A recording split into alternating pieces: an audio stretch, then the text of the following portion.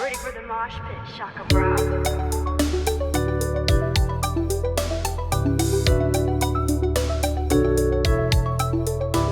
What's up, everyone? Welcome back to StrangeCast Play One vs. World's Life is Strange Fan Podcast. This is episode 121, Side B. I'm one of your co-hosts, Adnan Riaz. My co-host, Adam Evalt, is here. Adam, you here? I am here. I am suffering through another Sixers season, so we're all in this together, everybody. Well, this is I what wouldn't say happens. suffering. We're doing okay so far in the year, but trade Embiid, get rid of Embiid. The life and woes of a Philly person. This is why they set lost records in Philly. Yeah. Like, what's the point? Yeah, I know. What's the point? I mean, we got 2 Super Bowls now, but like, nothing's based in Philly except for Homefront, the Revolution. So that was a garbage game. But I'm hoping that Don't Nod Montreal's like Netflix game is like based around Philly, like an estate on the edge of Pennsylvania every single time. I hope that they have that as their motif, where every single game is set around that state, where it's like they just continues to dodge it. Yeah, you go to Allentown instead of Philadelphia, so exactly. But we're back as well. So again, like as I said with the side A, you're just going to get them when they come as well. And we've just delayed this because I'm trying to get Sam's interview out. So you go and watch side A if you do want to kind of get the lowdown of when this is coming out and the time frame. But it's continuing on from there. I'm still in London at this point whilst we're recording it. It's the 16th of November. So bear with us whilst we keep moving forward. But yeah, before you start, if you are new here, please do consider dropping a subscribe to the channel, turn notifications, like video, and share with your friends. We're at 2,100 subscribers, 2,160. I think if you can get us to 2,200, that's greatly appreciated. And StrangeCast is available on all podcast services. So check us out on Spotify with the video version, Apple Podcasts. Go and check us out there. Go and rate us. Go and download us. It helps boost our visibility and supports us. We have 51 ratings on Spotify. We have 340 plus follows on Spotify. So thank you so much for that. So yeah, please do go and rate us. It helps boost our visibility and you get instant access to your podcast as soon as it becomes available. As I said, Patreon is coming up as well with an incentive. So bear with us. We have another incentive which we'll be adding to that as well. So stay tuned for that. It'll kind of add for the reasons people support us on there. And also as well, thank you for supporting us on Patreon as well. I just realized whilst we've done that now on side A, I didn't even mention the Patreon shout out as well. Oh my God, Adam, you meant to be there to kind of support that. That's when you interject there. But right, yes, shout out to the people on Patreon for the first part as well. It's like constant there.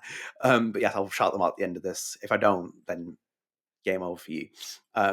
So yeah, you can check us out on Patreon. And also we're on social media, so go and check us out there. And like I said, side A is there now. It's available. We're just recording this on a time frame where we have no kind of set plans. Sam's interview has to come first, Sam Bradley's interview, and we're just getting that through the pipeline. So bear with us. That's hopefully out, and hopefully you've enjoyed it as well. Adam, I've got a couple of pieces of news. Should we go into our first piece? Let's do this. Yes, let's do this. That's the main one. So Adam, just boredom and whatnot whilst I was doing things. So I got nothing else better to do in my spare time. But as you can see here, one piece of news that came recently, just like the day after we were recording, and you can watch it on the screen if you are watching on the video version. Madison Austin, who worked on the additional animations in Life is Strange Double Exposure, is one of the mocap technicians at Deck 9, has confirmed a departure from Deck 9, an August departure from Deck 9. So as you can see there on LinkedIn, she's put, "Hi everyone, I'm open for a new motion capture cleanup, retargeting or animation contracts. I can work 100% remote in the US or worldwide. Check out my website for a look at some of the games I've worked on, from cinematics to simple gameplay animations. I can do it all." And that was posted very recently. So as you can see, it adds to the list of layoffs that I've been carrying over recently. So as you can see, Web Pickers Guild was in July. It still hurts me. They all hurt me, to be honest. Every single person on there hurts me. Like, literally, that is the obliteration of the mocap team, among many other things. I'm just like, Web's on there, Web Pickers Guild's on there, Aria Vomalingo, Brandon Blowy, Madison Austin, Celia Dufala, Corwin Canton, Lexus Bloom, and Kelsey Groff, which was from July to October alone. So there's multiple layoffs there. Adam, interesting detail. So as you can see, Madison Austin's resume in the corner there, this is her previous format there, which is that those are the games that she had at the bottom, unannounced project in production. And then if you go to the right, admin. Yes. Well, that's just, that's me just, inflating my ego by putting it on there. But yeah, as you can see here, Adam, if you look at the bottom, it has changed on her recent resume. So it is now gone. She also changed a reference as well. Wow, where's Chad Gleason? Gone. No, it's Celia. Constantly changing in this kind of day and age. But as you can see, Madison worked on Life is Strange Double Exposure, Telltale's The Expanse Deluxe Edition, and Dragon Age The Veilguard. and that's on her new resume. And then in unannounced projects in production, it has been removed from the other one. Dun, Yes. plot twist. Adam, what do you make of that unannounced project? Is it cancelled? Is it done? Is it just completed? What do you think? I think it's one, I just think if you put it in your resume, an unannounced project and in production, I just think that's like resume fluff at that point. It's like, oh, I have an unannounced project. I got, like, for me, so like behind the scenes, I did shoot my shot with like a big game company. So I just put in games that I did do, and I only like say like in my resume, here's the games that I provided music for, and what I'm studying right now. But like anything that's like in production, which I'm not even saying on this podcast, like I don't even put on the resume because it's like, what's the point? Like I'm working on, like right now, and I already told Adnan this off podcast. I'm going to be working on 3 projects that are unannounced after we're done this show. So why would I put that on my resume? You know. Now I'm not fully involved in the games industry, so maybe you do put unannounced projects in your bio, and like that gets you places. I don't know. But my take is like, why would you put it in your resume? Just take it off. It's just fluff at this point. But the unannounced project is most likely the next Deck 9 game that's in production. I think they took it out mostly because they don't know if they're going to ship it or not. I think that might be the case. Like it's just an unknown of like if the game will ship or not. So why put it in there when you don't even know if it will ship? Yeah, I think you've hit the nail on the head, because I've only recently got more experience with it, having spoken to game developers and stuff and whatnot. NDAs for some, they're in every industry. Like I got told, like they're in every industry, but like for games industry, Jesus Christ, it's like a hammer fist on everyone for no reason. It's like, come on, we can be secretive, but we can be protective of things. And you're right as well. People do it for fluff. Like, if you are working somewhere, you're kind of saying, I've got an unannounced project because that's what I've worked on. Ironically, you can't really show it to the new employer because like it's under NDA. Like you can't really do much. I think it's just to say, I've been working on this kind of thing. Like, that's the kind of logistics that you do something with this process. And at that point as well, when she did the resume, it's like, obviously it's much older where it's like, we have to like kind of, put that there because it adds, if you are looking for jobs and stuff, you need to kind of explain things. Life is Strange Double Exposure came out in 2024. What else you've been doing? It's like, you can't be just sitting around, kind of twiddling your thumbs. Not that I'm saying that she has it, just saying like in the sense of job applications and stuff. So yeah, it doesn't surprise me that's kind of thing. Again, the other thing as well happens as well, like, if you leave it on your resume and you're applying in 2025 as she is now, and it says unannounced project, they could again say like, what is it? It kind of creates like a lot of just unnecessary cannon fodder. If the game comes out, you can put it onto the resume. If it doesn't, you just leave it off. And you just, maybe you acknowledge it saying cancelled game or something like that. Again, NDAs just staying. There's just the NDAs, man, just they're awful. But yeah, I think there's different things you can take away from it. I.e., for example, the game's production's completed. I.e., the game might come out. I.e., it might not come out. There are all kinds of things. Like once you leave as a studio, once you leave as a developer in a studio, like you're kind of like praying sometimes to see if your game comes out. And if it doesn't, like God only knows, like the studio could collapse in 5 minutes from you leaving. And it's like, there goes your hard work from it. Exactly. But yeah, I think she's, I think it's hard for her because I think she's obviously going to go for the main ones that she's done in mocap and really kind of promote those. And then it's kind of like, if this game comes out, you can be like, I've done this and I've added it to it. But yeah, I think when it's no longer on your resume, and even if it's unannounced as well, you'd keep it and say it's in production when it's not in production. Kind of tells you where things are in schedule. And plus, like, you already have some impressive ones here, especially Dragon Age: The Veilguard. So, like, you already have some impressive ones on your resume. So why put in an unannounced project when we don't even know if it will ship? Yeah, and yeah, I think anything from the Deck 9 motion capture team, it's unfortunate the climate and how bad the games industry at the minute. Anything they work on, whether it's like Corwin or Webb or Zach or any other person that's worked on that motion capture team that's there, even Alexis, Alexis. I'm going to double check that quickly. Hang on a minute. I hate you. There you go.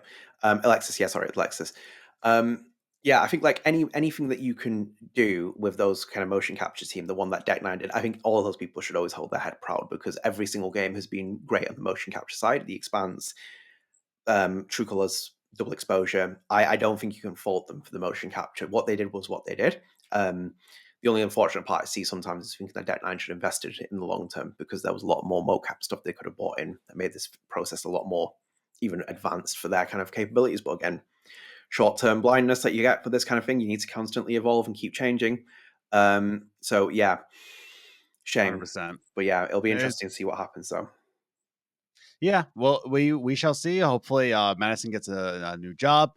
But yeah, for the time being, just awful time to be looking for a job. It's so bad. It's just the climate Yeah. has just taken such an ugly turn. It's just, I feel for a lot of people. Like I was losing saying, their jobs. I was telling Adnan off podcast that like I got denied, I got rejected from my second dishwashing job, Mhm. like without an interview. They just said, "Oh, we're moving on from your resume." Dishwashing, dude. So that's the current climate we are moving towards. So. Yeah.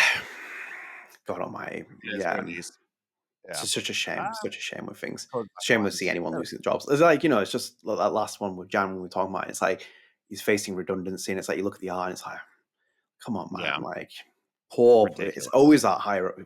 It is the client, but it's also higher for it. You are responsible for that. But either way, Adam, should we go into our next piece of news? Yeah, let's do this. So we cut this news from the last episode because, again, we ran well over. I thought we'd bring it back in for one of the topics to kind of discuss with this, and kind of like have a bit more of a filter with this. So this goes back to Katy Bentz's thread. So Katy had, did her thread, and we talked about in that previous episode about the layoffs at Deck 9 and also with Square Enix as well. And she gave her input on things as well. I think it's not going to go away. This conversation is going to keep happening. Katy put there, I'll repeat the sweat thing. It says, I truly don't think this fandom understands the heart and soul and effort so many people at Deck 9 and Square Enix have put into these games. It's a true shame that the fandom won't have these people helping to continue to tell these stories. Without them, we wouldn't have any of this. And then Full Metal at Full Metal on Twitter responded saying, I'm sorry, but without Don't Nod, there would be no Liz at all. D9 would be a side studio. Square Enix hired along the way. And I don't really think you can blame fans for voting with their wallets and reactions after being lied and disrespected by the devs. Michel's our main part here, but we'll come on to that in a minute. I'll just give Katy this reply as well. So Katy's just said here as well, saying, I'm purely just talking about the layoffs that have recently happened at Deck 9 and Square Enix. I agree, I wouldn't be where I'm at in my life if it wasn't for Don't Nod and the OG LIS. I'm internally grateful for those devs.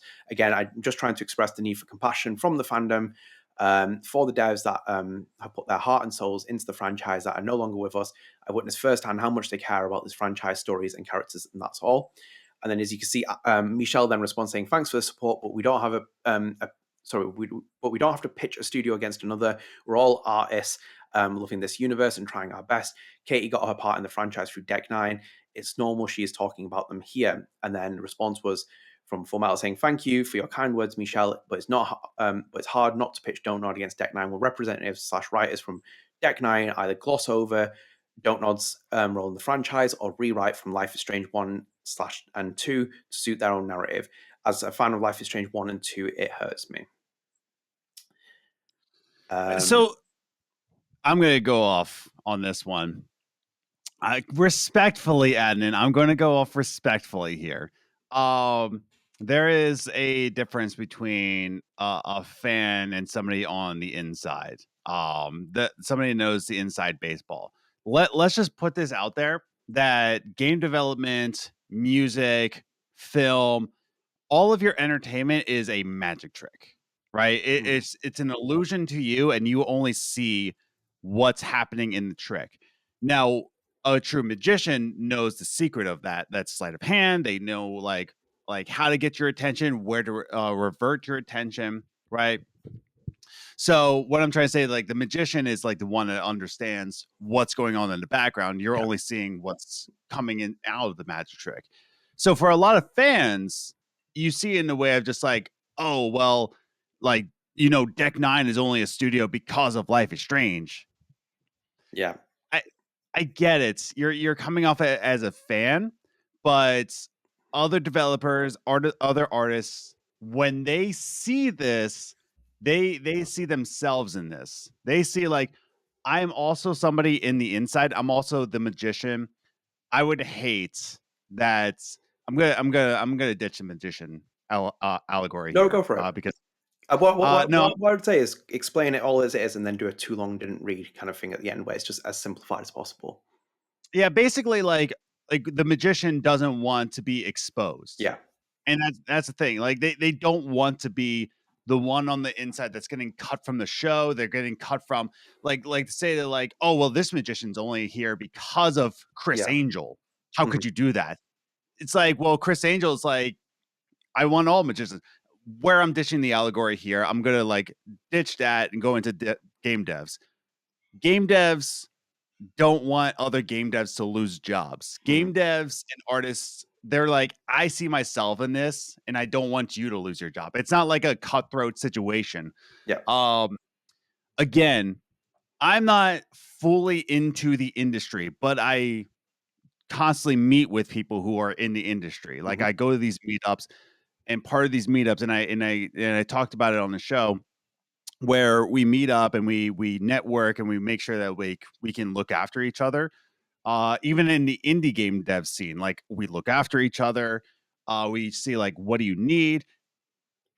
From what I've experienced, game devs want game devs to thrive. Yeah. Like that's basically it. Like when the fans start to like pit other artists against each other, like in the same way, like, oh well, I hate the Eagles because I'm a Dallas Cowboys freakazoid. Yeah. What I'm trying to say is that like fans pit the devs against each other, but like in reality, like devs are looking out for each other. They're looking for jobs for each other, and it sucks when a studio shuts down. It just sucks. Like you never want a studio to shut down. You never want that to happen. So I'm not saying that Full Metal is completely wrong here. Like I'm not trying to say that. To me last time off. Yeah. Yeah, off podcast, I'm like, that's a spicy take. Yeah. I'm not saying you're wrong, Full Metal. I'm not saying that like, and again, Katy said that. Katy said like, you're not wrong that like Katy's career happened because of Life is Strange. Yeah. Right. Like Full Metal's not wrong, but you're only seeing it on the surface level. You're only seeing it like from the surface, which is exactly why on my double exposure review in that paper, the very first thing I said was like, I'm not disagreeing with them as people because they are people. I want them to have jobs. I want them to pay their mortgages. I want them to have food on the table. I'm disagreeing them on an artist perspective, right? I don't want Aisha Farah to lose her job. I don't want Jonathan Stouter to experience homelessness. Yeah. You know what I mean? I am disagreeing with these people on an artistic level. And that's the thing. I disagree with them on a leadership role. Yeah. But I want them to learn, and I want them to like learn a lesson, not in a threatening way. Learn a lesson here, but like I want them to learn, and I want them to grow, and I don't want their studios to shut down so that they have to look for another job to pay their mortgage. Yeah. So I don't know, man. It's a sticky situation, but like I am in the in between here because I am a fan of video games, and I do talk to game devs all the time. So like I see it from both angles, you know? Yeah. I think that's the way you have to do it because like to kind of preface things, like even when we did our really emotionally charged review as well, and I remember very specific, I said like, get Fleece Kwan and John Stouter off this project. I never said fire them. I said get them off. Like I'm not going to advocate for someone losing their job in any way, shape, or form. I have firm disagreements with what Stouter's direction was of the project, and even with Fleece's involvement in certain things. But for me, I'm not going to say that they should lose their jobs because they're human at the end of the day. They have families, they have everything else. And also, whilst I'm prefacing that, I also get the society we live in, which is that tomorrow you can become surplus to requirements very quickly. Webb was the perfect example of that. Lived and died Deck 9 in terms of working there for as long as he did, and then lost his job, and it probably hurt the company as well because they would want to keep hold of him at all costs, but they made those decisions because as you saw what's happened with it. I completely agree with the sentiment from both sides, like from Katy's perspective, from Full Metal's perspective, from Michel. I think for me it starts with how I do it, which is I stand objectively on these kind of things. I have to stand in the middle. It might equally infuriate people in the podcast. For me, I do like a lot of times when I don't try and show my emotions, I do sit on the middle fence. Even when I post something on Twitter, you just don't see my opinion sometimes. And it stays there for a while where it's like you don't see it. And I think it's an important part of this process because, for example, as Adam says, well, you want game devs to thrive in the industry, and the same for me as well. Like, I've only been able to build contacts properly within the industry, especially with Life is Strange over the last couple of years, because StrangeCast started as a fun format in itself. I mean, me and Adam have those reflections where it's like, maybe we should just like stayed in that, in our ditzy little heads and not really got involved in serious news coverage and stuff, because you get engrossed in it and then people kind of get involved in it. And I've never been that kind of feeling like, oh, I know things. For me, like, for my information, it's all off the record. I built trust with those people. I don't care about Life is Strange enough for you to tell you. I don't care about 15 more views on this channel, 16 more. I have a moral and ethical duty to people who have told me information. It stays off the record. It's that you buy my trust with that. And that's it, because it's a cutthroat industry. You go and tell one person one thing, next day someone goes and leaks it and says it. I've had someone ask me once who my source was. I was like, in a respectful sense as well, get to fuck. Like, do you really think I'm going to tell you my sources, people that I've contacted within this industry, that I'm going to tell you? It doesn't matter if you're, Jesus Christ, I ain't trusting you with that. I put my morals and everything else on the line with my journalism. I don't reveal my identity on my sources. When I was doing my dissertation back at my MA as well, in there as well, there's a line where it says it reveals my source because I have to do it for the assignment, but it doesn't. It's not available in the public domain. If I ever post that dissertation online, for example, I would remove it, even this many years later, because I have a moral obligation for people. And that's why I get caught in a bit of a hard rock place kind of talking about these things, because if I do know something, I can't tell you, because if it's off the record, it's off the record. That might be different for you to understand it, but that's how I've lived and breathed my profession. And it's with any other profession. It's like, if they tell you something's off the record, it's off that. Even Jason Schreier's probably got tons of it, and other journalists, they've probably been told so much information that they cannot talk about. Maybe you can bleed in and talk about it, but if it's specific information and that person said it's off the record, it's off the record. What I'm trying to tie in with this point is here as well. I think probably Katy's tweet, I think if Katy could probably go back and edit this without paying paying Twitter and so, I think she probably would have rephrased certain part of that tweet, because I think it comes across, I can see where people have conflated the message, because I can see where she's coming from, the way that she's directed the message. I can also see where people have misread it, saying that, well, Don't Nod's done this and everything else with it. My only thing is with this, for example, this tweet where it's like, but it's hard not to pitch Don't Nod against Deck 9 when representative writers from Deck 9 gloss over Don't Nod's role in the franchise or rewrite content. Who's glossed over that, for example? Like, are there key examples of that? Like, just in terms of, are there key examples of that? And then rewrite content. I'm sorry, but who's the elephant in the room here again? But who's the elephant in the room here? Because Deck 9 is a contracted studio. Square Enix owns the IP. If Square Enix wants to change something that is in the Don't Nod vision, they will do that. Look, Don't Nod is not involved with Square Enix anymore. They have no involvement in the attachment. Why would Square Enix give any more exposure to Don't Nod and not get any benefits from it? The minute that contract ended, it's like, goodbye, see you later, we move on. We own your IP. So Michel, for example, can't do it. If Michel goes on a full-blown Twitter rant tomorrow and says, about double exposure or something, what's it going to achieve? It puts his position in jeopardy as a developer, even beyond Don't Nod years, and it makes him look unprofessional at things. He cares about the developers at Deck 9 because he's a developer at the end of the day. He's also worked under publishers and whatnot. You have to have that fine line transparency, because one thing I'll say with just that comment where it's that, you think that people have autonomy in these projects. And I will say this now, I've done enough where I've talked to people. If you think people have autonomy to make the games you think where it's like, when I've seen it time and time again, I'll pull an example up before we move on to the topic.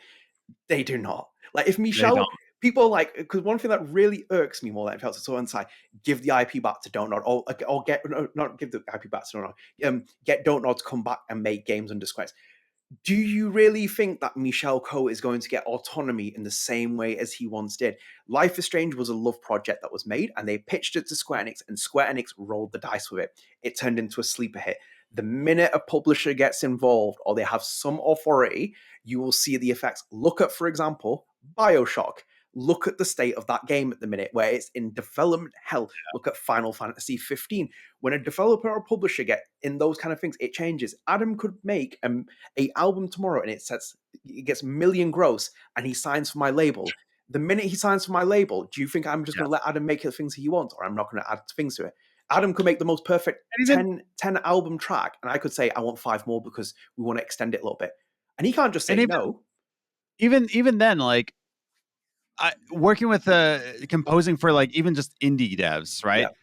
they give me some leeway. Like they say, like, oh, give it your style, like give it your artistic. But like at the end of the day, I can give like a track that I'm really, really proud of, and they have every right to say, oh, this doesn't fit the role, so you're gonna have to change this. And that has happened. And I just like say, like, okay, because I don't have full autonomy on the music, the sound effects, like I don't. And that's not a bad thing. Yeah. Because at the end of the day, it is the directors or is the publishers ideals that then have to go through because they're the ones signing the paychecks. So if I can write a song like that I'm really proud of and they're saying like no to that, like should I be like fighting back like, well, I'm the artist, you can't. I'm like, that's not how it works. No. And I'm sorry, if you're trying to get into the games industry, like you're gonna have to like put your ego to check, you know. I tell people all the time that when they say about like if you want to accomplish your dreams, you have to sacrifice a lot. And they talk about sacrifice your time with your friends and sacrifice your time with your video games, like or like whatever entertainment you have. Yeah. The one thing I tell people all the time, it's like they don't talk about sacrifice your ego. They don't talk about sacrifice your ego. And that's the key to like get anything. I'm talking about an indie game dev. So I don't know about the AAA extension, but like especially in indie devs, check your ego, like sacrifice your ego because like that's the only way that like you're gonna get work. And okay, I'm just going off on a tangent here, but like I do get people asking me like, how are you working with so many people? And, like I sound so egotistical, but people do ask me like at these dev events, like, how do you get so much work? I'm like, I put my ego to check. Like I check my ego at the door. Like I'm like, what do you need? When do you need it by? And anytime they have feedback from me, I just say, okay, I can fix that. Yeah. And like I don't charge for what do you call it? Rebrand, like reverts of it. Revisions. Yeah, I don't charge for revisions. Like if I get to revision 20, then I like point them to another composer because I'm like, okay, obviously I'm not your person. But like revision 5, I'm not charging for revisions because I'm like, okay, that's not what you want. Communicate to me. What do you want? Yeah. I don't know. It's just like, just put your ego to check. I agree because, like, for example, my profession needed it. If you can't take feedback from an editor, will change a comment to like an M dash, and it'll peeve you off for me as well. And I had to really spend years to get over it because I didn't like people editing my work. Because I was writing in this kind of way, and it's like, this is academic sound. You look at journalists, most of them can't write to save their lives. It's true, they can't because they use an M dash when it's like, hang on a minute, why is there an M dash just flowing in the sentence? Oh, it's just easier for SEO and all this other BS and stuff. You do have to check your ego on the door. And an example of it, for example, let me just give you one clear example. You can watch it in the interview on this channel. Steph Trivison. So Steph Trivison made one of the songs for True Colors of Wavelengths, probably one of the best ones. Is Your Love, I think it's My Love, Your Love.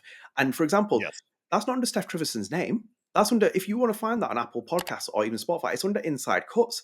It's under Inside Cuts, and you find it. She has no credits to that, but she sold that song to them. And it's like there were revisions in that song when they made it, and you lose that kind of identity. So it's, sometimes it is that be careful what you wish for in a situation. And I think that's the thing that really irks me sometimes. It's like, I'm not sitting here with a conversation where it's like, I agree with like, I would love all these kind of things. And even when I talk with Adam as well, it's like, oh, they could have done this. But we keep saying like, double exposure had so much potential. We've seen the bureaucracy, the red tape. We've seen all the other things that stop it. No person gets autonomy in a project. No one gets that anymore, especially nowadays in this day and age. Like if they hold something of an IP, you are at mercy of what they want. If there's something that said it's that. So like, for example, and I'll pull up because we're in the conversation here as well. So as you can see here, like, for example, like where Katy said here, she's put there. So she's like, I've witnessed firsthand how much they all care about the franchise characters and stories. Let me, for example, point this out. So in that sentence, I've spoken to different developers and stuff. I know people have bought, I think there's one former Deck 9 developer. There's like this constant tweet that's put about saying that like everyone at Deck 9 hates Price Fuel or hates that kind of situation with Chloe Price as well. They use that one person's words as gospel who was a separate entity. That's not true. That's not true because there's multiple individual developers at Deck 9. That person's voice you've taken and made it the autonomy voice of the entire company of that. And it's because one person felt that way. Maybe there are a couple people who felt that. I mean, in itself, the choice is 50-50 at the end of the day. That's what happens with Price Field. It's a 50-50 split for most people. But and even some people who are Price Field might even sacrifice Chloe at the end because they have a moral and ethical obligations to the town. I digress. But what I'm saying is that I know firsthand that, like, I've said this multiple times with the amount of developers that worked at Deck Nine, Don't Nod, who don't get enough credit. You see the certain people that have constantly appeared in the front and center. But there's tons of developers, and then it's like some person takes one gospel truth about Deck Nine that's like that's applied to everything. Is the studio got some issues? Of course it has. In itself, for example, let me just say this, Don't Nod has issues. Don't Nod's union, like earlier last year, was saying that, for example, there's never been a female-led director on the entire company on any of its projects. It was saying, for example, there's union issues in terms of funding. It accused Don't Nod of a toxic work culture in terms of, working and stuff. Don't Nod has denied those allegations as well. We should add that as well. But what I'm saying is you can't just take gospel truth for one person. And I'll underpin this, Adam, with one more thing because it's also quite funny. I was going to include it as a separate topic, but we'll just throw it in here. So one of the funny things is there's an article which Emma had retweeted, but Titan's official page, so Titan Comics, the official brand of Reddit, went on that and they posted this article says Polygon. This Life is Strange graphic novel is the sequel the franchise deserved. So obviously this is promoting the Dust Deluxe edition. Yes. And in itself as well, like, it's praising Emma's work in the comics, and Emma has reacted to this as well on Blue Sky. But obviously Titan's posting this, and people like, is there some hidden agenda with this? Like Titan sharing this? It's like, no, Titan's trying to get sales because it is independent. It has the IP license from Square Enix to make this comic. It's going to want to promote it. Obviously, the Polygon headline is unfortunate. I probably would have posted this in some other kind of way. But like, if you just like pull up some of the comments, I'm not picking on people for the sake of it, but it's like, for example, here's a perspective. So Sans Mockport, a few years ago, people were talking very harshly about the comics, calling it glorified fan fiction. I think it's weird that it's suddenly seen as a great comic. And then obviously there's a debate in between that. But for example, like there was one comment that really stood out for me. Where it's like, I'm not going to read through it, but it's like, just like that, for example, I just pull up the comment, but very briefly, no, we aren't revising history about the comics. The only worthwhile thing was they did was with Pricefield at the very end. Everything else was unambiguously horrible whitewashing and retconning that cheapened the first game for no reason except the need to sell more products and prop up a very dumbed down version of writer's pet Rachel Amber. I'm not going to read the full thing through, but what I'm saying is there, like, for example, is that's not the perspective on. You're literally seeing this at surface value because you're the kind of not that person, but I'm saying most people be like, I could write Pricefield incredible. No, you couldn't. You could not. If someone else owns the IP, I'm sorry. BS to that. You are not going to write something better if you work under someone else's remit. You always have to think of that perspective. I'm sorry, you might hate it, but it's the simple truth. Nothing is going to be perfect in that sense. If someone else owns your IP, I'm sorry, that's what happens. They are going to, and that's it always comes down to leadership, whether that be the publisher. Like I think that's what pissed me off the most is that there is such a lack of hate towards Square Enix. It always goes to the blame of Deck Nine. It always goes to the blame of Don't Nod. And I'm just like, you'll always blame the top people. Blame the publisher, dude. Like it boggles my mind, dude. Like I said, I think with Double Exposure, it was definitely a leadership. Like, we didn't know what the clear goals were, but Square Enix also made a ton of calls, man. We heard that, like, we've heard in articles that allegedly Square Enix London was bullying these studios, right? Allegedly, because again, we saw it from the reports. Yeah, and that's what I mean. That's what I mean. Like, it's just a matter of like, you check your ego because you know who's signing the paychecks. If you want to keep food on the table and your family, like with Backer, like if you want to have diapers for your newborn child, guess what you're going to have to do? He still got laid off due to redundancy, but that's all you can do. That's all you can possibly do is just make sure that like the publisher is happy. If you don't want that, then stay indie. If you don't want that, then stay indie. Like I said, I enjoy working on indie projects. I very much do. For the reason of there's less of a pipeline. Mm-hmm. I still am shooting my shot with this one studio. I'm not going to say who. I'm not going to name names. But like, I'm still shooting my shot. But I know what I'm signing up for. Like, I know what I'm signing up for here. I'm signing up for less autonomy. I am signing up for I am a number. Right? Someday I want to win a BAFTA for best original music. I know the only way I'm going to do that is the ironic thing of like best original music, but I'm not the original music. I am just the vessel for the direction of where that game needs to go. Yeah. So like there's the irony there, but I don't know. It is what it is. Like it's deeper than it goes. Yeah, you're damned if you do, you're damned if you don't. It's as simple as that. And for me, like, again, on Full Metal's comment, because I've seen them on Twitter as well, like, there's nothing bad against it, because, like, for me, it hurts. I said it about Max Caulfield. I said it about Chloe Price. I said it about all those characters. It hurts me. But at the same time, for me, at least, Full Metal's not wrong on the surface level. Yeah, of course, it's not wrong. But it's like, when it's, like, more harsh comments, I'm like, you have zero awareness of the game development scene and anything else. And in itself as well, only recently, Michel Koch appeared on our podcast. You know, we interviewed Michel as well, and Luke as well. But like, they appeared on the podcast. Yeah, and Michel said on the podcast, he's like, it's a miracle to ship. Yeah, that is so true about any game. But like, as Adam said, you go independent, cool. Also, as well, make sure you have enough food on the table, because the budgets are going to get squeezed, the margins are coming down, everything else is coming down with it. You saw, for example, with Lost Records, where they were marketing the game on their own. There's no AAA behemoth Square Enix behind you marketing the game.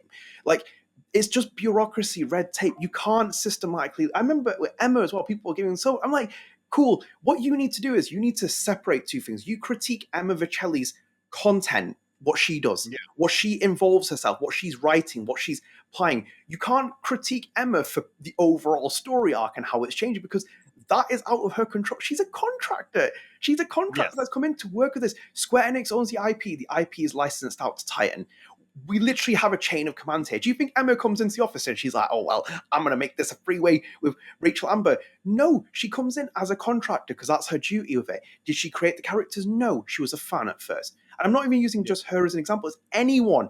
Anyone is like that. You sell your soul out. You sell something as it is. So, for example, like Life is Strange, the autonomy is gone. It's the execs, it's the chiefs, it's whoever else will take control of it. And then you have to try and explain it. You might have to defend yourself. You might be able to get away with things. There's just bureaucracy, red tape, everything else with it.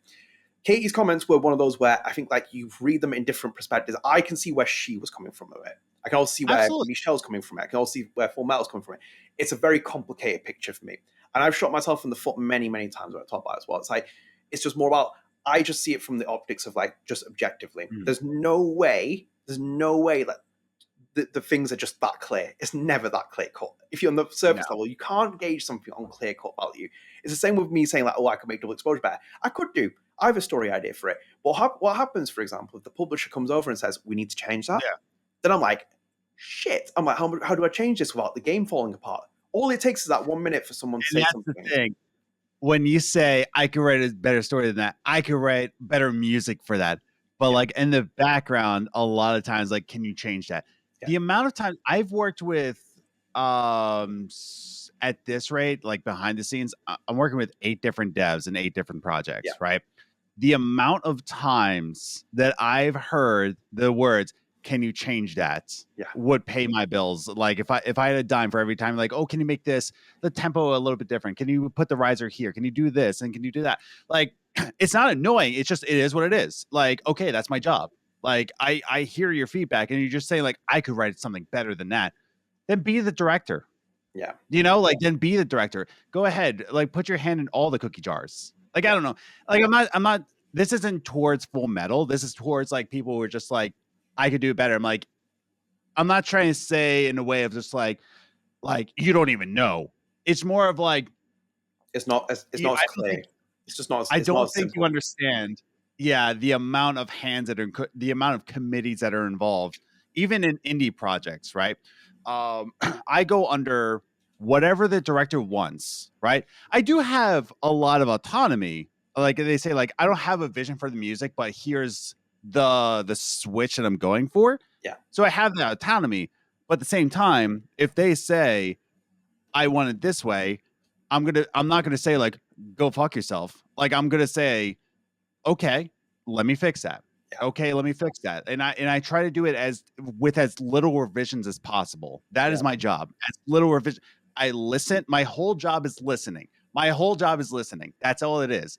I don't know. It bothers me a little bit. But that's why I do Cast a Garden.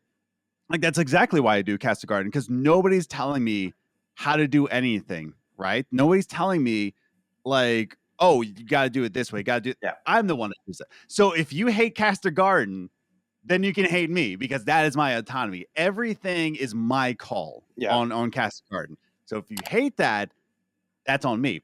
But my music and other games, hate the developer. That's not my fault. I don't know. It bothers me a little bit. Yeah, well, it's ironically they don't see the tribulations of Castigarden behind the scenes and what it takes to do the process. They only see the optics of it. Again, it's like everyone. I've been fortunate with a lot of journalism jobs where I haven't had to deal with like a lot of revisions and changes and stuff with it. But it has happened, and it's just niggling. It's like any shot. It's like imagine like for example, you went into a restaurant and you were working as a waiter, and you're putting the fork and spoons and knives down in a fine dining restaurant, and you put all the tables down, and then the supervisor comes in and says, "That's not how we do it. We have it this way," and you have to change it all over. It's Perfect analogy. Have you ever seen the movie Chef with Jon Favreau? Oh yeah, dude. If you want to know what it's like in that, Chef is the perfect analogy of somebody who goes into like AAA studio and then they become indie. Like that is the perfect analogy of like how that movie. So definitely, going ahead of myself, like spread the arts. Chef, Jon Favreau. That's your assignment. If you want to know what it's like, watch Chef. Yeah, but it shows, for example, like biggest examples like Marco Pierre White. He was the youngest 3-star Michelin star chef in the UK when he got it, and he fought for the stars. And then what did he famously do? He gave the stars back. He became independent, and he like even fought to keep Michelin star restaurant reviewers out of his restaurant, because it's like then you're making things for Michelin. You're not making it for the experience of a chef. You lose autonomy. You watch, for example, the menu. Look at the way that film plays out with Ray Fiennes. When you see what the metaphor is underneath that of how it's playing out, again, it goes that what independence and autonomy brings to you. You go from making, you could end up going from working as a chef making a cheeseburger to making a venison cheeseburger, which is like with all kinds of assortment of items. Is it still the same as a cheeseburger as a child? No, it's not. It's too overly complicated. Foo far. It's had everything else in it, and you have to do that with this kind of thing. It's very, very hard as an optic. That's why I stand here where we take some kind of flack sometimes. I'm like, it's fine though for me, because it's like I see it from the development side of things. It's never easy. It's never easy. No. Same with Emma. It's like games are a miracle. Yeah, everything's a miracle nowadays. Like, even with like getting Emma's comics out as well, like, it's not just simple like, oh, she was like, oh, I want to bring Rachel Amber in and like this and this, that. You think she just got like they gave her the keys to the kingdom, like just as a kind of like on a surface level. Is that really what you think that happened? It's the same with Debt Now. They've got the keys to the kingdom of the IP. So I'm sorry, you're a contractor. You do what we tell you to do. In the sense of that's what I would do if I was in that kind of like autonomy. And you see it with any corporate exec as well. You go into a Starbucks and you start yelling at your barista who's not serving you. Maybe it is that part of their fault. Maybe it's also the part of the fault that they're not getting paid enough from that top chain of command. Like, come on, like, But as I said, it's not a dig on any. We kind of like cut that episode part of. Well, the last episode went on for too long, but it's an interesting perspective. All three are all interesting perspectives, so I hope it comes across as very civilized, because it never came out to be on anyone. I think they're all very different. It's like with Michel, Katy, and Full Metal, all share very, very different perspectives. And as Adam said to me off podcast, he's like, "Oh, that's a very spicy take. It's fully a spicy take, because there's so many things that are like yes, no, and then you look at the other tweets, it's like yes, no, yes, no." It's the same with Michel. People like Michel say something. It's like, yeah, let's let Michel put his entire reputation and career and everything else on the line just by tweeting something to make people happy. Politics of the industry. You have to play it that way. It's a better way of doing that. Adam, last piece of news before we go into comments of the podcast and spread the arts, if we may. This is a heartbreaking one. Big bummer, because this is where we're going to end it as well, because this is a big shame for us, but it's kind of expected with the way it was going. As you can see here, the coming of age adventure mixtape has been delayed to 2026. This is on Games Reactor. They wrote the story on it as well. It's posted on places anyway. As you see here, it says one game has attracted a lot of attention every time it's been shown. Is Mixtape from Beethoven and Dinosaur, the creators of the acclaimed The Artful Escape. The idea was that it would be released this year, but time is undoubtedly running out. The developers admitted as much, having now posted a trailer on Blue Sky where they charmingly used song titles to convey sad news that Mixtape is being postponed until 2026 with no date given. The adventure has, I'll just put it there. The adventure has a distinctly 80s inspired setting and takes over the course of one day where we follow the memories of three teenagers as a kind of mixtape. This includes things like a first kiss, a visit to an abandoned amusement park, skateboarding, and even the last dance in what will hopefully be a memorable adventure. The inspiration is clearly drawn from classic coming of age films, and Mixtape will be released on PC, PlayStation 5, and Xbox Series X and S. It'll also be included in Games Pass from day one. So yeah, that was the story, and as you can see here as well, Beethoven and Dinosaur posted about it on Twitter and on Blue Sky. They put, while developing Artful Escape, our 3D artist Mikey made an oven asset. It was a nice oven, the work of a true pro. He even put the knobs on, and that's who we are at Beethoven and Dinosaur. We put the knobs on. Mixtape is almost complete. We're just putting the knobs on 2026. And the video, if you're wondering as well, we can't play it because of the music and stuff, is the one and only Johnny Galvatron, the creative lead at Beethoven and Dinosaur. And he has made a mixtape apologizing for the game coming out late. So, and it has very many classics of songs that he uses to explain his thingy. He should have done the Peter Griffin boom boom box over his head. Bird is the word kind of style. I think he's missing that moment. But yeah, Mixtape has unfortunately been delayed.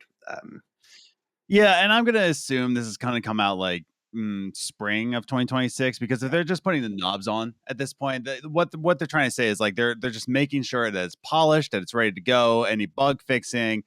And they said like, hey, it's the middle of November. I don't even know if we're gonna get this out for Christmas. So if they're just putting on knobs and making sure everything's like QA tested properly, I'm gonna expect this April of 2026.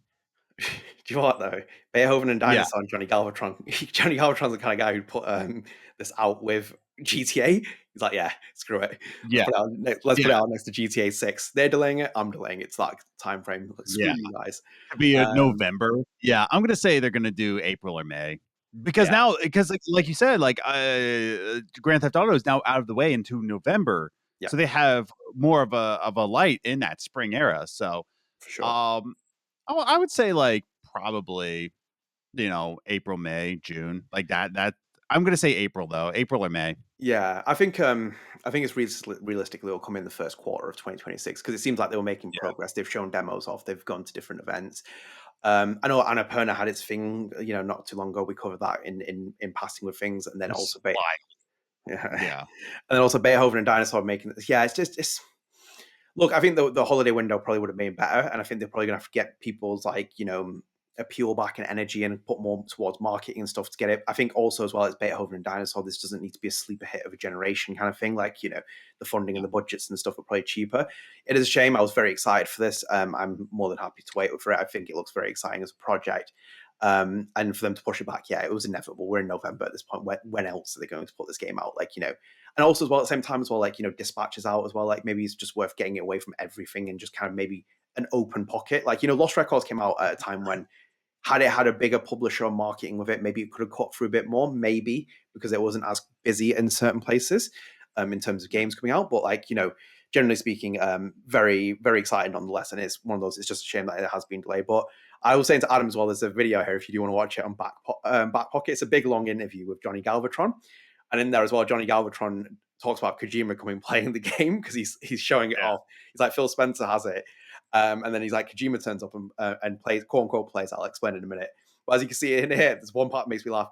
He even said in the line, he's like, he says like someone from the PR team came over and he says, quote unquote, and in a very the second tower has been hit way, which is obviously when that guy is whispering to George Bush that the second tower, the 9/11 has been.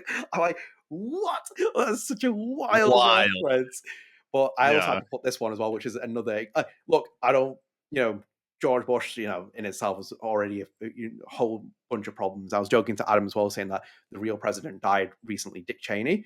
Well, me and Adam always joke about this clip, which is the one where George Bush declares, war on terror, and then next week he's like, "Watch this trash." He's like, it's like, what is? Very Oh my god! This was ironically satire before the Trump era of actual comedy kind of things that you have where people, even if you didn't like George Bush, people still laughed at it because he was just walking satire. But with the Kojima reference, he talks about because basically he says Kojima doesn't play games. He comes in with his translator. Translator sits down and translator plays game. So he's like, is at one point he's like I'm playing the demo, and he's like, there's a part with two tongues, and he's like they're fighting, and he's like yeah, and he's like I pass it over to Kojima, and he's like Kojima's like.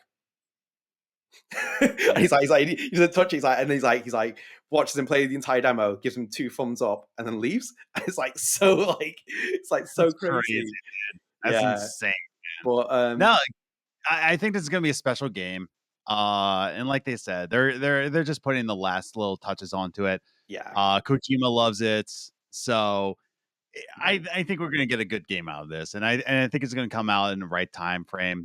Like when spring's coming around, things are getting warmer. Yeah. We're getting that summer fling, so I think it's gonna come out pretty soon. Yeah, I agree as well. There's some couple of screenshots that they shared as well from that Which is mixtape. perfect if it comes out in April and May because I'm moving again. So Again. again, yeah. So these are some of the clips that were shown in that video as well. Some little new screenshots. It looks like a vibe as well. I'm very excited for it. So yeah, we will be keeping up to date with that as well. Johnny Galvatron follows me on Instagram. Johnny Galvatron, you need to come on here. We need Adam Evalt to meet Johnny Galvatron.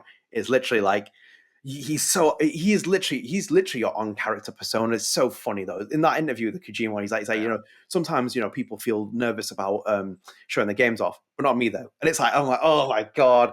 You see the personality, the persona he puts on bleeding in and out of interviews. It's so like funny.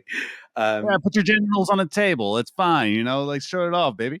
Fair play to him. But yeah. So that's basically our podcast for the thingy. So thank you so much for joining us. Obviously we've got comment the podcast. We've also got spread the arts. We've got a big comment the podcast as well. So bear with us with this. So let me just explain this as well. So this is from Turbid TG1 from episode 120 side 8, and I'll read this through. So bear with me. I'm gonna do this at lightning speed. I'd love if whatever I'd love if whatever Don't Nod makes for Netflix is a massive success, which would give them enough money to buy back the Life is Strange IP. Then they have creative control over the TV show and then a game to fix DE. I respect the kind of thing, but yeah. Anyway, my idea for a game is to fix DE is as follows: playing as Max's grandma in the 1880s, 90s England. She was the first who gets powers. She's the first who gets powers, and it skips a generation. She becomes like a rogue private investigator against Scotland Yard while trying to track down and stop Jack the Ripper. Like maybe she befriends a lady of the night, but she ends up being murdered. So her grandma goes undercover as one of her. As one herself, because she knows Scotland Yard is incompetent, but someone tries to frame her and to make it look like Jack's accomplice, and in doing so, she accidentally brings Max back to her timeline. Max and her grandma meets and joins the forces to stop Jack, and also have Max to get Chloe and come back to the present. Both Max and her grandma to never say a word about their powers to their family, and maybe have Jack discover the powers and create events for DE and top of her Topasudo, I can't make the word out, Max, that she doesn't really need Chloe and wants to get back to the present without her. Max and her grandma join forces and use their powers to open a timeline that's just an empty void where they banish Jack forever. Since NRL, they have never found out, and it would make sense in Life is Strange universe. It'd be similar to Indiana Jones movie, The Last Crusade, where Max helps her grandma with her powers since she experienced with them already, and they're working together to defeat Jack. Similar to TLC, Max and her grandma work with each other to work off each other for their end goal. Max and her grandma, they're then able to create another void that connects with their timelines, that connects back to Chloe, which allows Max to come back to the present with her. The game ends with her grandma saying goodbye, and she knows the true love when she sees it, and Max proposes to Chloe. It destroys DE as a canon manipulation and fixes Pricefield. I think that's the record for the longest comment of the podcast ever, but yes, thank you for that. So Turbid, whatever you're smoking, can you mail it to me? Because it sounds like you're on like the next level, like 2050 ganja at this point. Like, what are you talking about here? Like 1880s and 90s. That's her great grandmother, I would say. And then if you want Jack the Ripper, like that game exists. It's called Assassin's Creed Syndicate. So go ahead as well. What's that? The Sherlock Holmes game as well. Sherlock Holmes versus Sherlock Holmes game. Yes, absolutely. Okay. So aside from how to fix double exposure, because like you can just mail me whatever leaf you're smoking at this point. Let's just talk about that first comment.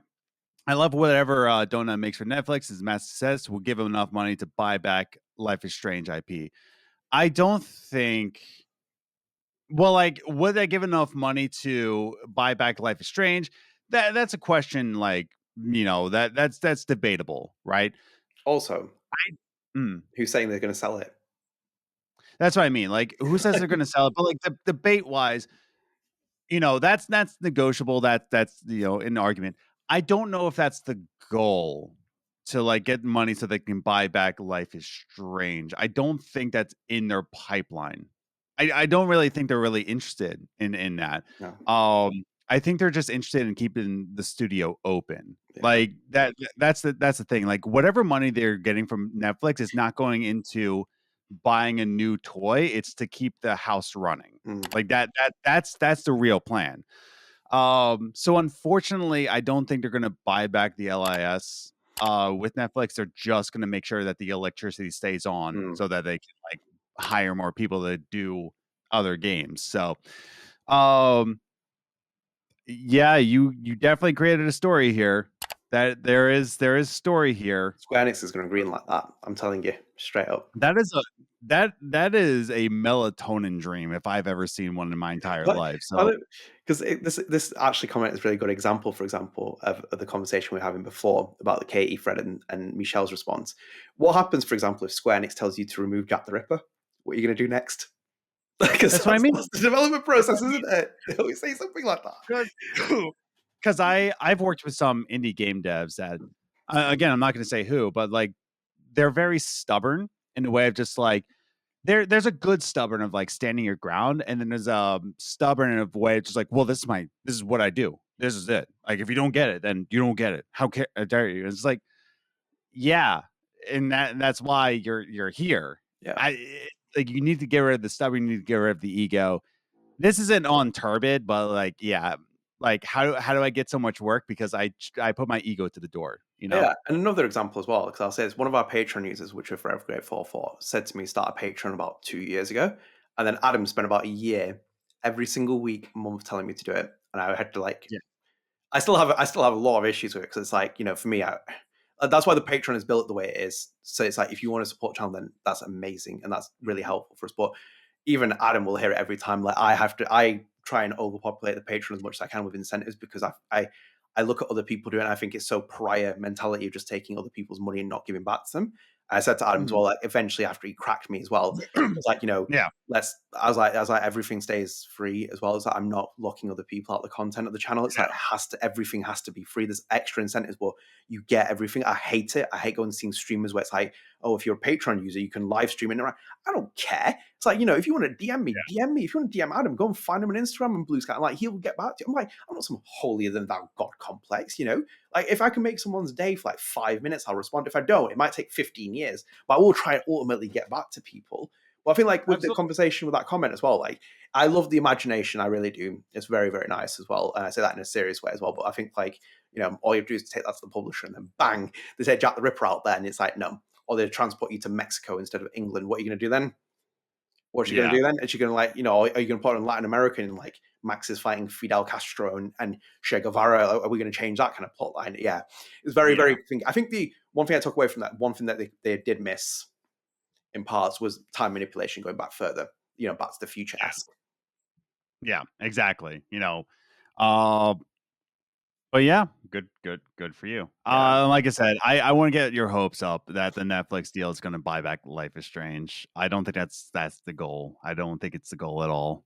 You know what, Turbid? He's a hater. Ignore him. Or she or whoever you are. When I get money, millions of it, I will fund your project. I promise. That might not happen. Just saying that. There's a caveat, but I will fund it because Adam's a hater. Adam, next comment. This is from episode... and I'm glad you put this one in because I wanted to respond to this. Yes, episode 120, Side B. So this is from Keno Astral. Hello, Keno, as well. I'm Gen Z 25. Jesus Christ almighty. So you were born on the... Right on this... Oh, my God. On 2000. That's Jesus. crazy. I'm Gen Z, and I'd say I was pretty much part of that target audience when Liz 1 was released 10 years ago.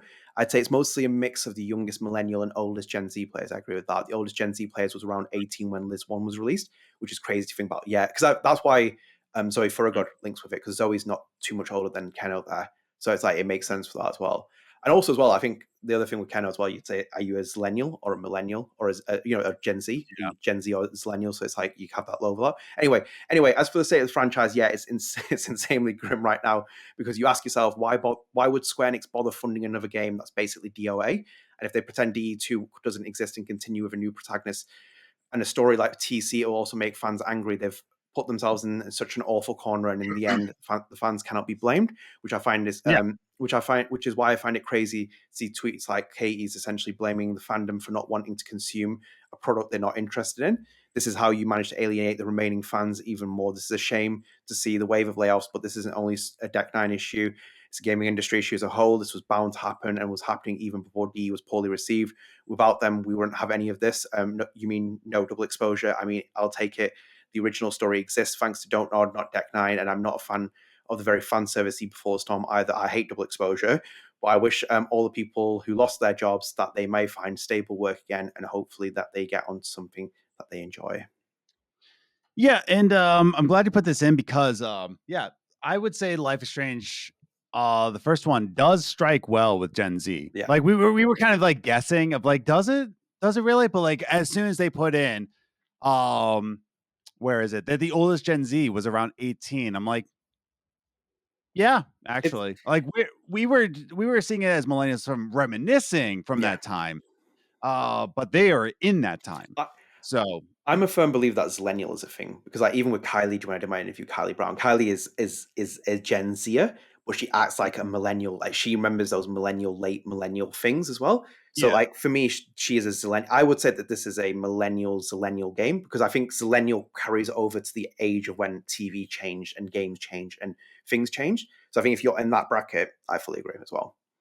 Yeah, absolutely. So like wanted to say like, yeah, fair point. So like I think it struck more with Gen Z than anything else. So with those Zillennials, like I pretty much am like millennial Gen X, you know, because like I was born in that era. But yeah, in terms of like the second part, yeah, that's where I'm at. And that's why I'm always just like, no, if you're gonna make a DE2, you're gonna stick your ground into it. And I've had some people in the comments like say, like, no, Adam, how could you? They gotta fix it. I'm like, no, because if you're gonna reboot it and reboot it and reboot it, so it's like, then what's your identity? No, you made your identity, stick your ground, or just cancel the project altogether. Like, I don't know. There is no fixing it. No, Now, and the same way with what they're pointing out to with Keno here, saying that like the fans are kind of like in a weird standstill where you got to buy the game, right, to like make sure that the publisher or make sure that the developer can make another game. But then you're buying something you don't enjoy, right? You don't have to buy it if you don't like it. And that's why we had the review. Like, hey, this is what it is. Do you want to buy it or not? Yeah. Now, like they have the option of just like one path, you buy the game, you hate it. The other path, you don't buy it, and now the studio doesn't make another Life is Strange. So it's like to put it all in the fandom is kind of wild to think about, rather than like listening to the fandom in the first place and making a game that the fans will like. In the same way that like I said that Cast a Garden is like the thing that I do and it's my own autonomy, but I still think about the people listening to Cast a Garden. I still think about like, okay, they enjoyed this song. I'm going to do that because they enjoy it. You know, like if I went off and like made Cast a Garden like a death metal band, you know, I'm not saying that like nobody would like it, but people listen to Cast a Garden because of silly like retro game vibes. But if I made it like if I made it like Metallica 2.0, it's like that's not what they're here for. What I'm trying to say is like, yeah, you're exactly right. It is kind of like insulting to the fandom. Like, well, you're the reason why, you know, Life is Strange is where it's at. So yeah, I get it, man. Like I get it all around. So like, good take. Like the entire comment. Yeah, I was gonna say like, by the way, as well, we're setting the side today. I'm gonna try and edit if it's the boiler noise. I can't do anything. So it's that kind of place where I'm at. Yeah, completely agree. Because like as she said as well, like she's funny as well. If you want to follow her on Twitter, she like when she said it there as well. Yeah, you have boxed yourself into a corner because like when Max Caulfield Returns appears at the end of the screen, you've lost every argument there because you can't even pivot for a moment where you make a new protagonist and you go down that route. You've set yourself on the stage. So it's like there are people that enjoy DE. Might surprise people. There are people that enjoy DE. If you do not bring Max Caulfield back, you're screwed. Then at that point, they're going to be furious that you didn't bring it back. Then you have a disengaged franchise at this point, like, disenfranchised franchise at this point, like, a core supporting base. they're also going to be annoyed if you do it, but they know that you're going to do it now at this point. At the same time, do you bring Chloe Price back because you can make things infinitely worse at this point? You might be able to quote unquote fix it. You might also make things 10 times worse, because unless you unlock all the parameters of the project, then maybe you can save it. Maybe there's a genius. I still think, for example, even Emma Vicelli or Michel would struggle to make a game from this part because you've boxed yourself into too many corners. I think that at this point, even a great writer would look at this thinking like, holy hell, how am I supposed to get out of this? So like completely understand it from that perspective, where for me, it's again an unwinnable project. The first game was already unwinnable project. The second one's unwinnable because yes, you might win back some prize field if you do the retcon, for example. There are also probably a ton of prize field that's probably just going to sit there and think, well, why did you do that? What did that achieve? Was that actually an end goal delivery? They might just watch the game and play it. Some prize field might buy it. So it might not be definitive where everyone thingies, but I think the parameters of the scope you set yourself in, you're in a lose-lose situation because, as Adam said as well, they were sticking that ground in, they're sticking their feet into the ground and going forward this direction. And they're going to reuse assets from Kaladin. They're going to reuse characters because it's concentrated on this story. So you don't even have enough time to bring in characters to support the overarching main changes that you need. You know, that entire last comment where Jack the Ripper style, where it's like you have the budgets and you can kind of mess around with things. We don't have that here. So like it all fits in it. My only thing with Katy as well, I fully agree with where it's like, you know, you can't blame the fandom and everything else. My only benefit is, and I know how good of a person Katy is, I think it's just the message. I think she could rewrite the tweet, she would. I think it's maybe just the way it's been phrased. And I think it's in a very, you know, it's in a very hotly, you know, debated topic as it is. Well, like, you know, it's one of those kind of things. But I think like, and you can't really like do tone in text either. Yeah. Oh, yeah. This is, famous 101. Like, this is why I don't respond to messages, because someone reads my message. I'm like, come on, man. It's like, you know, just talk to me over the mic, like, oh no, or call to me. It's so much easier to pick up tones. But yeah, completely agree. So I agree with what Ken was saying there with Katy's tweets, because I think that should have been changed and phrased differently. But I also see where Katy came from, where it's like, as human beings, yes. And again, relates to what Ken said. As human beings, yes. Best luck with your project. Do everything else. But yeah. Again. Absolutely. Yeah, no, good take. Good take all around. And then last part? Yeah. Oh, no, I thought you were going to address the last part. Oh, no, not really the last part. Like, I hate double exposure. Like, good take. I hate double exposure too. He's lying there. It's his number one game. He tells me off podcast all the time. He takes off he has a double exposure poster in the background. He takes it put down every time he comes on here. Replaces it with that map that he has. Like, yeah, like I still wish that all the people who lost their jobs would find stable work. And that's the thing. Like, we don't want people to like not be able to pay for their housing. Yeah. You know? It is what it is. I hated it, but like I don't want people to lose their jobs over it. You know? So, and do you know what, again, it's one of those jobs where sometimes like you get laid off from it and you might not have just been a good fit from it. And it's the same with John Stauder. John Stauder, for example, worked at Telltale. He worked on some of the Telltale games I didn't really like, and look how we're like at the later stages of that. But for me, it proved that just because you work at Telltale means that you can't just work on Life is Strange, for example, and it works. It'd be like, you know, for example, saying someone from Dispatch could go make Life is Strange. I don't know, man. Like, you know, it's a great success that it's had and all the other stuff, but is it going to be a binary effect? Not really, because everyone has different styles, you know? It's the same with like saying that, Michel could go and make a Remedy game because he likes Sam Lake. No. He's got very different style. He's got a very different thing. When auteurs and different people make things, like that's the essence of Life is Strange. Jean-Luc Cano, Michel Koch, oh my God, it's terrifying when you think about it. Like when you have to approach that kind of thing, you're approaching it from a very, very, very like auteur kind of style of approach. So yeah, again, I think it's very, very rounded comment all the way around. I think it reflects the mood of it. It's the same with Ashley Farah. Done the things work, but I wish her nothing but the best. I wish she finds a job. I think she can find one in a different company with a different game. I think she could work on that game. Again, maybe Liz wasn't the cup of tea. Maybe that writing process isn't that kind of suited for it. There are certain people that are very suited for certain parts of Liz. Other people just naturally aren't. So I think that's basically where I'm at. So yeah, thank you for the comments. As I said before as well, leave your comments on the podcast side A and side B of this part, and we'll pick them up for the next episode. Adam, we're at the finish line. Spread the arts. What are you spreading? I am spreading my cheeks. Yes, always. But so I'm now in season 4 of Stranger Things, preparing for season 5. Big apologies to the Stranger Things fans. Big apologies. No, apologies to Kevin Kestis, please, directly. It was direct. He brought this into the public conference of the Patreon episode. Even though your name's Kevin, big apologies. So now that I'm watching it like all in succession, rather than like the whole waiting like 2 years and then a year. Like now I'm watching it in succession of like, because now it's like a year has passed, instead of 2 years have Yeah. passed. I can appreciate now as like a story of adolescence and growing up, like going from middle school into high school, getting into relationships, but with the flavor of a supernatural being. It has the vehicle of the supernatural to tell a story of like, no, this is what it was like growing up. Not even just in the 80s or the 90s. Or it's just becoming a teenager and then growing into adulthood. Like Yes. going through adolescence. So I do appreciate it on that standpoint. So I'm gonna say that if you only watch Stranger Things just like from like year to year as they're releasing, watch it again just in succession and how they tell the story and how it all fits together, story wise and growing up wise.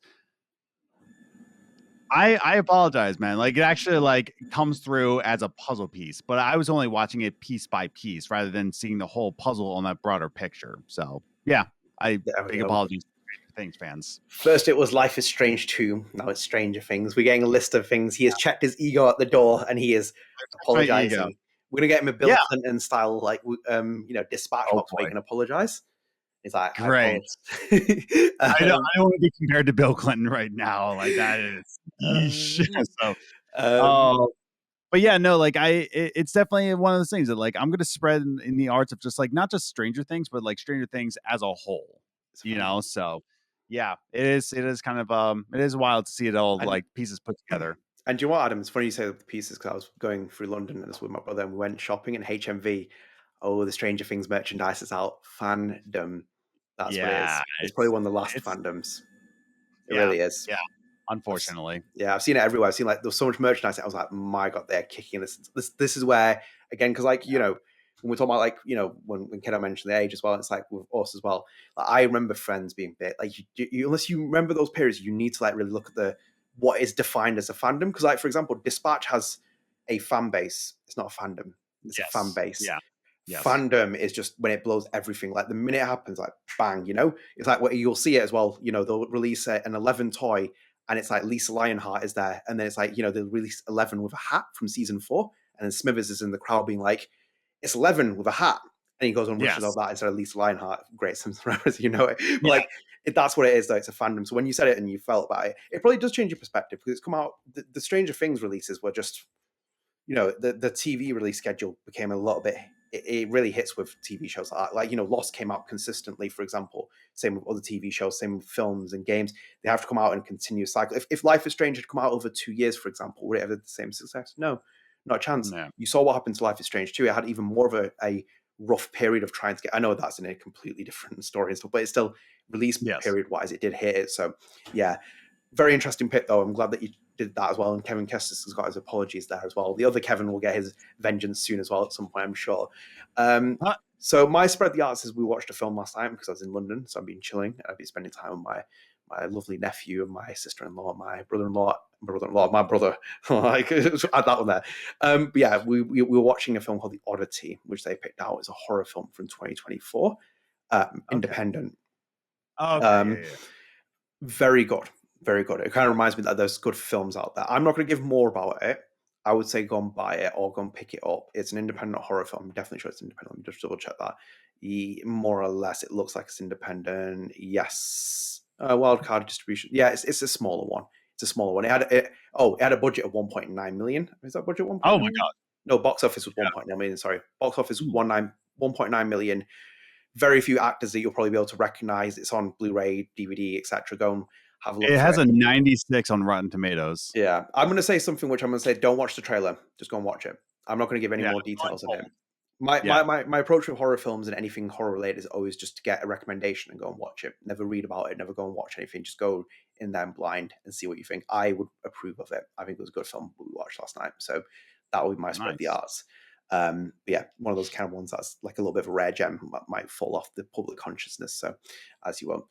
Adam, we're done here. Yes. So thank you so much for joining us. At this time, I'm not going to forget, so I don't have to worry about this. I'm not going to have to go back to Max's grandma's not going to have to pull me back through time to get this done because I'm going to remember it here. So big shout out to our Patreon users. So Kevin Lackner, Sunday, Clare, McLoughlin, Jake, Carly, Goldberry, Kevin, Kestis, Clarx, MrAnselmi, Spunger, The Lost Fan, Paul Groschke, Xavier, and new Ashlyn Nala as well. So thank you for joining as well. It's really appreciated. Don't worry, I read your comment on Patreon as well. Getting work out Patreon is difficult, but there will be a Patreon incentive. So the topics you suggested, just throw them in there, or if not, I will always remember them as well, because we need to break up the Kevin monopoly over the Patreon podcast. It's infuriating how much they take over that. No, but yeah, thank you for joining the Patreon. As I said, you can support the Patreon. Everything that goes into that goes back into the channel, so it's greatly appreciated. And there's projects. Just bear with us. We're coming to the end of the year. I'm trying to not burn myself out completely, but I've got some ideas of things that we need to do. But yeah, thank you for joining us. I'm going to sign off here. So I hope you enjoyed the episode. Let us know your thoughts in the comments about different topics that we talked about, whatnot as well. And yeah, we'll sign off here. So thank you for joining us. If you are new here, one more time, please do consider dropping subscribe on the channel, turn notifications, like the video, share with your friends. And StrangeCast is available on all podcast services. Check us out on Spotify with the video version, Apple Podcasts. Go and check us out there. Go and rate us. Go and download us. We're on Patreon, so go and support us over there as well if you can. And also as well, we're on social media, so go and follow us there as well if you'd like to get more content and access to things as well. So we'll sign off here. As I said, Sam Bradley's first part of the interview should be out because these will come out after it. I'm going to make sure Sam Bradley's interview come out. And the second part will be out straight hopefully at some point before the end of November. That's my aim. And then I'm going to release the full thing of Lost Records Journal podcast.